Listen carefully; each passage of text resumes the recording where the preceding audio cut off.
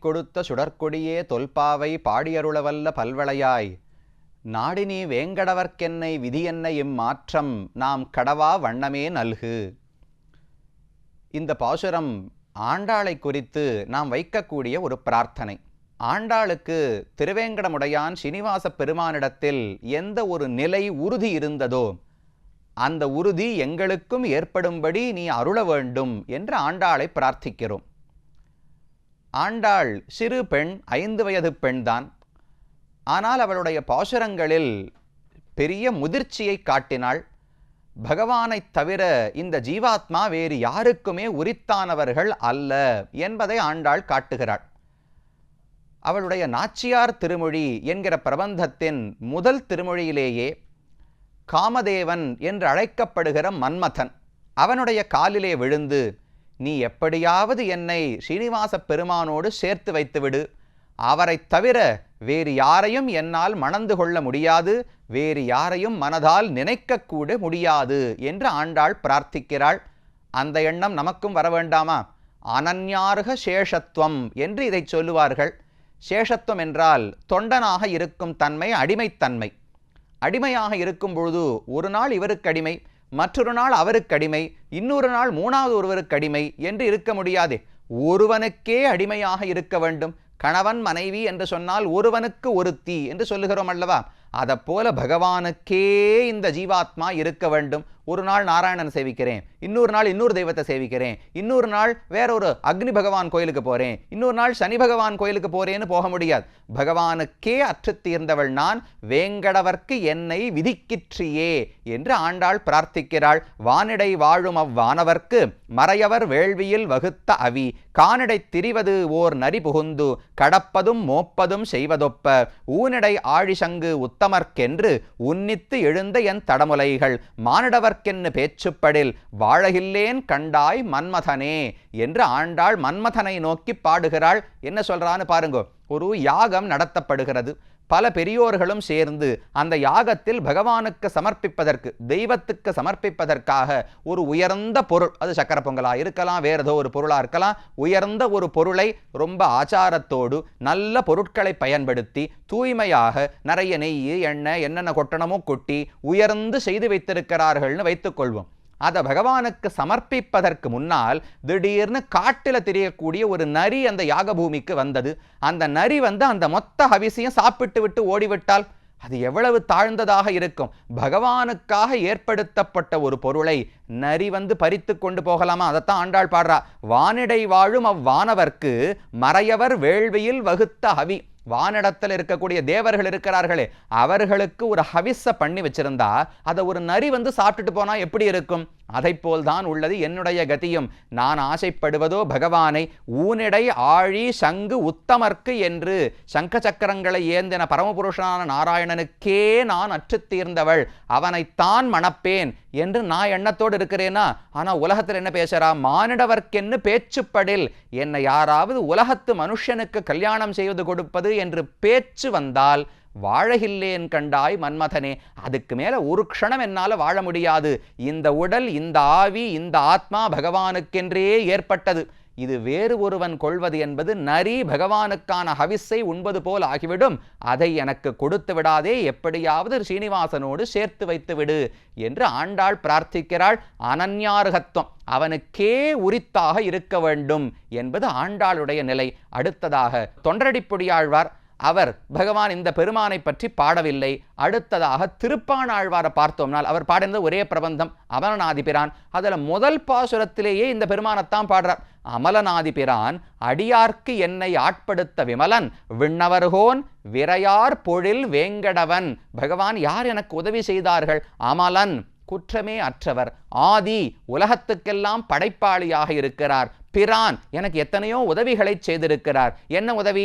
அடியார்க்கு என்னை ஆட்படுத்த விமலன். பகவானுக்கு மட்டும் பக்தனாயிருந்தா சுமார்னு அர்த்தம். அவனுடைய அடியவர்களுக்கு அடியவனாக இருந்தால் அதுதானே உண்மையான பெருமை. அந்த பெருமையை எனக்கு கொடுத்தான். அதுதான் அவர் பண்ண பேர் உதவி. விரை ஆர் பொழில் வேங்கடவன், நறுமணம் முழுமையாக இருக்கக்கூடிய தோட்டங்கள் காடுகளாலே சூழப்பட்ட வேங்கடத்தில் வசிப்பவர் அந்த பெருமான்தான் என்று ஆழ்வார் பாடுகிறார். அதே போல 3வது பாசுரம், மந்திபாய் வடவேங்கட மாமலை வானவர்கள் சந்தி செய்ய நின்னான் அரங்கத் தரவினையான். இது நம்ம ஒரு சந்தேகம் வரும், சுவாமி இதே ஆழ்வார் தான் திருப்பாண ஆழ்வார் கடைசி பாடத்தில் பாடும்போது அரங்கனை கண்ட கண்கள் மத்தொன்னினை காணாவே, என்னுடைய திருவரங்கநாதனை பார்த்துட்டேன், இந்த கண்ணால வேற எந்த பெருமாளையும் பார்க்க மாட்டேன் என்று சொல்லிவிட்டாரா? அப்ப எப்படி ஸ்ரீனிவாச பெருமானை பத்தி பாடுறார்? பார்த்திருக்கவே கூடாது இல்லையோ. ஸ்ரீனிவாச பெருமானை மட்டும் எப்படி பாடலாம்னா 2 பேரும் ஒருவருதான் ஆழ்வாருக்கு எண்ணம். மந்திபாய் வடவேங்கட மாமலை, குரங்குகளுக்குத்தான் அந்த இடத்துல ராஜ்யமே, அவர்கள் தான் அரசர்கள். அப்படிப்பட்ட மாமலை வானவர்கள் சந்தி செய்ய நின்னான். நாம் மட்டும் போவதல்ல, விண்ணோர்களெல்லாம் இறங்கி வந்து தேவர்களே வந்து தொழுகிறார்கள் பகவானை. அப்படிப்பட்டவர் யாரு? அரங்கத்து அரவினையான். அந்த பெருமாள் தான் இங்கே வந்தார், இந்த பெருமாள் தான் அந்த பெருமாள். அதனால இவரை பாடினால் அவரை பாடினதாகத்தான் ஆகும். அதனால எந்த குறையும் இல்லை. திருவேங்கடவனும் திருவரங்கநாதனும் ஒருவர்தான் என்று ஆழ்வார் திருப்பாண ஆழ்வார் பாடினார். கடைசியாக திருமங்கையாழ்வாருடைய பாசுரங்கள் ஒப்பற்ற பாசுரங்கள், 40 பாடல்கள் தொடர்ந்து. பெரிய திருமொழி என்று ஒரு பிரபந்தம் திருமங்கையாழ்வாருடையது. அதில் முதல் 10 8ஆம் திருமொழி, 9ஆம் திருமொழி, 10ஆம் திருமொழி, 2ஆம் 10 முதல் திருமொழி, வரிசைய 40 பாசுரங்கள் திருவேங்கடவனுக்கென்னே திருமங்கையாழ்வார் சமர்ப்பித்தார். அதில் முதல் 10 பாசுரங்களாலே திருவேங்கடத்துக்கு போகணும்னு நெஞ்சை அழைத்துக் கொள்கிறார். திருவேங்கடம் அடை நெஞ்சே, திருவேங்கடம் அடை நெஞ்சே, வா போகலாம். நாம் இங்கிருந்து என்ன பண்ண போறோம்? பெருமான் இருக்கிற திருவேங்கடத்துக்கு போக வேண்டும். நமக்கு ஆசை வரும் இல்லையோ, வரிசையா அந்த நிகழ்ச்சியை பார்த்து கோயிலை பார்த்து பெருமானை பத்தி கேட்டா போகணும்னு ஒரு ஆசை வரும். அப்பதான் மனசு சொல்லும், இல்லை இந்த வேலை ஒத்துருக்கியே, இன்னைக்கு பயிரம் பேத்தி எல்லாம் பார்க்கணுமே, நாளைக்கு அந்த அலுவலகத்துல வேலை இருக்கே, இங்க கல்யாணம் வருது, காதுகுத்து வருதே, இதெல்லாம் மனசு சொல்லும். இல்ல போகலாம், அதெல்லாம் இருக்கட்டும், ஒரு நிமிஷம் போய் பெருமானை சேவித்து விட்டு வரலாம்னு மனசை தட்டி அழைத்து கொண்டு போகிறார் ஆழ்வார். அது முதல் 10 பாசுரங்கள். அதற்கு அடுத்ததுதான் உயிரான பாசுரம் முதல் 10 9ஆம் திருமொழியிலே கலியனான திருமங்கை ஆழ்வார் ஸ்ரீனிவாச பெருமானிடத்தில் சரணாகதி செய்கிறார். தாயே தந்தையென்னும் தாரமே கிளை மக்களென்னும் நோயே பட்டொழிந்தேன் உன்னை காண்பதோர் ஆசையினால் வேயை பூம்பொழில் சூழ் விரையார் திருவேங்கடவா நாயேன் வந்தடைந்தேன் நல்கி ஆளென்னை கொண்டருளே. இது இவர் பண்ணக்கூடிய சரணாகதி. கீழே நம்மாழ்வாருடைய சரணாகதியை பார்த்தோம். ஓஹோ ஆஹோன்னு கொண்டாடினார். பெருமான் அப்படிப்பட்டவர். நிகரில் புகழாய் உலகம் மூன்றுடையாய் என்னை ஆழ்வானே திருவேங்கடத்தானே நிகரில் அமரர் முனிக்கணங்கள் விரும்பும் திருவேங்கடத்தானே ஓஹோன்னு பகவானை கொண்டாடி உன்னை விட்டா எனக்கு வழி கிடையாது, உன்னை பற்றுகிறேன் ஆனந்தமா சரணாதி பண்ணாரா?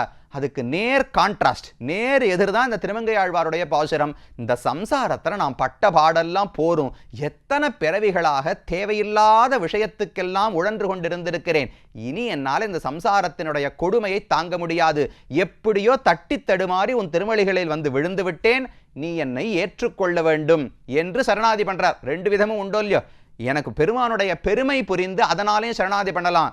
ஐயோ இந்த உலகத்தில் என்னால் வாழ முடியாது சுவாமி, எப்படியானு தப்பிச்சா போரும் என்று சரணாதி பண்ணலாமோ இல்லையோ. திருமங்கை ஆழ்வார் 2வது கோஷ்டி. தாயே தந்தை என்னும் தாரமே கிளை மக்கள் என்னும் நோயே பட்டொழிந்தேன். ஐயோ இத்தனை நாளா தாயே தந்தையே தாரமே மக்களே செல்வமே இப்படின்னு எதோ உலக விஷயங்கள் தான் உயர்ந்தவை என்று கொண்டு நோயே பட்டொழிந்தேன். இதெல்லாம் வியாதின்னு அப்புறம்தான் எனக்கு புரிஞ்சது. உன்னை காண்பதோர் ஆசையினால் நாயேன் வந்தடைந்தேன். அப்புறம்தான் புரிஞ்சது நீதான் எல்லா விதமான உறவுமாகவும் இருக்கிறாய். தாயும் ஒரு நாள் கைவிடலாம், மனைவியும் ஒரு நாள் கைவிடலாம், குழந்தைகளும் செல்வமும் கூட கைவிடலாம். பகவான் ஒரு நாளும் விடவே போறது கிடையாது. அதனால உன்னை காண்பதோர் ஆசையினால் வேய் ஏய் பூம் பொழில் சூழ் விரையார் திருவேங்கடவா. எங்க பார்த்தாலும் நல்லா மூங்கில் காடுகள் எல்லாம் வளர்ந்திருக்குமாம், அதே போல நல்ல நறுமணம் மிக்க புஷ்பங்கள் இருக்குமாம். அப்படிப்பட்ட திருவேங்கடவா நாயேன் வந்தடைந்தேன். நான் ரொம்ப தாழ்ந்தவன். பொதுவாக ஒரு வீட்டுக்குள்ள சட்டுன்னு நாய் புகுந்துடுத்துனா ஓட்டி விட்டுருவோம் இல்லையோ. ஐயோ அது அழுக்கான பிராணி, தாழ்ந்த பிராணி, அதையெல்லாம் வீட்டுக்குள்ள விடக்கூடாது அப்படின்னு சொல்லுவோமோ இல்லையோ.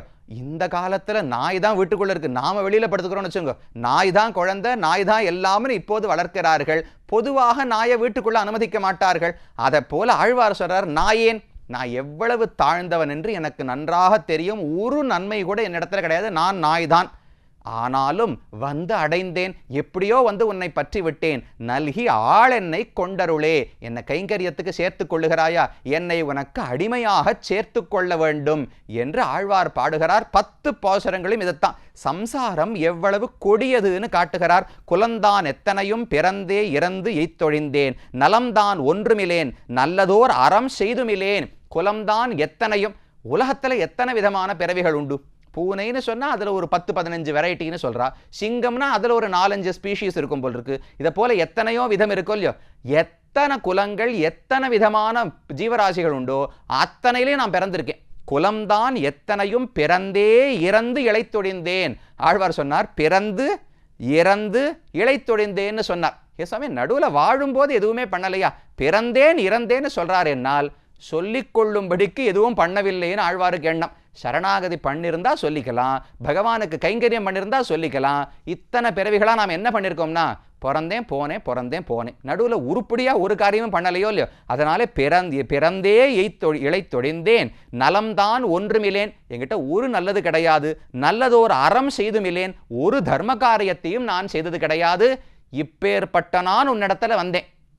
சுவாமி இப்படிலாம் சொன்னா பகவான் தள்ளி விட்டுட மாட்டாரா? இதெல்லாம் மறைச்சிக்க வேண்டியதானே. என்னால் உலகத்துல சொல்லுவாளோ இல்லையோ, அட்வொகேட் வக்கீல் இடத்திலும் மருத்துவர் இடத்திலும் பொய் சொல்லக்கூடாது. நடந்தது என்னவோ வெளிப்படையா சொல்லிடணும். பகவான் இடத்துல சரணாகதி பண்ணும்போது இருக்கிற தப்பு எல்லாத்தையும் சொல்லிடணும். சொல்லிவிட்டால் அனைத்தையும் மன்னித்து பகவான் ஏற்றுக்கொண்டு விடுகிறார். அந்த தைரியத்துல தான் திருமங்கையாழ்வார் பாடுறார். எப்பாவம் பலவும் இவையே செய்து இளைத்தொழிந்தேன், துப்பா நின் அடியே தொடர்ந்து ஏத்தவும் கிற்கின்றிலேன். எத்தனை விதமான பாபங்கள் வேதத்துல சொல்லப்பட்டிருக்கோ அத்தனையும் நான் பண்ணியிருக்கேன். ஒன்னே ஒண்ணுதான் என்னால பண்ண முடியல, துப்பா. பகவானை பார்த்து துப்பன்னு அழைக்கிறார். துப்பு இருக்கான்னு சொல்றோமோ இல்லையோ, இந்த காலத்துலேயும் வழக்கு இருக்கு, இதுக்கு துப்பு இருந்தா இதை பண்ணுன்னு சொல்றோமோ இல்லையோ. துப்புனா சாமர்த்தியம், திறமைன்னு அர்த்தம். பகவானை பார்த்து சொல்றார் துப்பா, உனக்கு தான் சாமர்த்தியம் இருக்கு. இப்படி தாழ்ந்த என்னை வைகுந்தத்துக்கு அழைத்து கொண்டு போகிற சாமர்த்தியம் உலகத்துல வேற எந்த தெய்வத்துக்கும் கிடையாது, உனக்கு மட்டும்தான் இருக்கிறது, துப்பா. ஆனா நான் என்ன தெரியுமா பண்ணேன்? துப்பா நின் அடியே தொடர்ந்து ஏத்தவும் கிற்கின்றேன். உன்னை ஒரு ஸ்தோத்திரம் பண்ணி உன் திருவடிகளை பற்றி இருந்தா நீ மோட்சமாவது கொடுத்திருப்பாய், அதையும் நான் செய்தது கிடையாது. தெரியேன் பாலகனாய் பல தீமைகள் செய்துமிட்டேன், பெரியேன் ஆயனபின் பிறர்க்கே ஒழித்து ஏழையானேன். அப்படியே நம்ம வாழ்க்கையெல்லாம் புட்டு வைக்கிறார். சின்ன வயசுல இருக்கிறச்சே தெரியேன் பாலகனாய் பல தீமைகள் செய்து. சின்ன வயசுல எனக்கு அறிவு கிடையாது. ஆழ்வார் சின்ன வயசுன்னு சொல்றது 5 வயசு 10 வயசுன்னு வச்சுக்காதீங்க.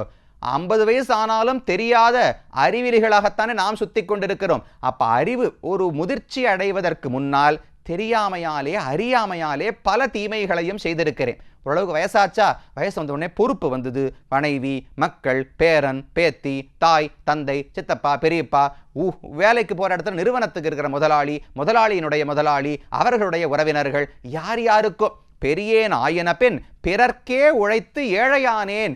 எனக்கு ஒரு நன்மையை நான் இதுவரைக்கும் தேடிண்டதே கிடையாது. ஆத்மாவினுடைய முன்னேற்றத்துக்கு பார்க்காமல் பிறர்க்கே உழைத்து ஏழையானேன். ஏழைனா மொத்தத்தில் என் கையில் ஒன்றும் இல்லையோ இல்லையோ. ஞானம் இருக்கா, பக்தி இருக்கா, வைராக்கியம் இருக்கா, குணங்கள் இருக்கா, ஒன்றுமே வளர்த்துக்கல. பிறர்க்கே உழைத்து இன்னைக்கு அவர்களும் விட்டு போனார்கள், என் கையிலும் ஒன்றும் இல்லை, தனியாக ஏழையாக நிற்கிறேன். நோற்றேன் பல்பிறவி நுன்னை காண்பதோர் ஆசையினால் ஏற்றேன் இப்பிறப்பே இடர் உற்றனன் எம்பெருமான். நல்ல வேளை, இப்படி பல பிறவிகளை நான் வீணாக போக்கி இருந்தாலும் உன்னை காண்பதோர் ஆசையினால் நோற்றேன் பல் பிறவி. பல ஜென்மங்களா நான் பிரார்த்தனை பண்ணி நோன்பு விரதம் இருந்திருக்கிறேன் உன்னை அடையணும்னு. இந்த பிறவியில் தான் உன்னை காணக்கூடிய பாக்கியத்தை நான் பெற்றிருக்கிறேன். என்ன தெரியுமா வருத்தம்? இத்தனை நாள் இழந்து விட்டேனே என்று வருத்தப்படுகிறேன். வீணாக போக்கின காலத்தை நினைத்து வருந்துகிறேன். ஆனா இனிமே போக்க மாட்டேன். உன் திருவடிகளை பற்றினேன், ஆளென்னை கொண்டருள், என்னையும் கைங்கரியத்துக்கு சேவகனாக ஏற்றுக்கொள்ள வேண்டும் என்று சரணாகதி பண்ணி கைங்கரியத்தை திருமங்கையாழ்வார் பிரார்த்திக்கிறார். மிகவும் அழகான ஆழமான கருத்துடைய பாசுரங்கள். இப்படி 10 ஆழ்வார்கள், ஆண்டாளை சேர்த்து 10 ஆழ்வார்களும் இந்த பெருமானை அனுபவித்த வண்ணத்தை பார்த்தோம். ஆழ்வார்களோடு முடிஞ்சிருமா? இன்னும் ஆச்சாரியர்களில் பலரும் இந்த திவ்யதேசத்தோடு நெருக்கமான தொடர்போடு இருந்திருக்கிறார்கள். அவர்கள் சரித்திரம், அந்த பெருமைகளை வரும் பகுதிகளிலே பார்ப்போம்.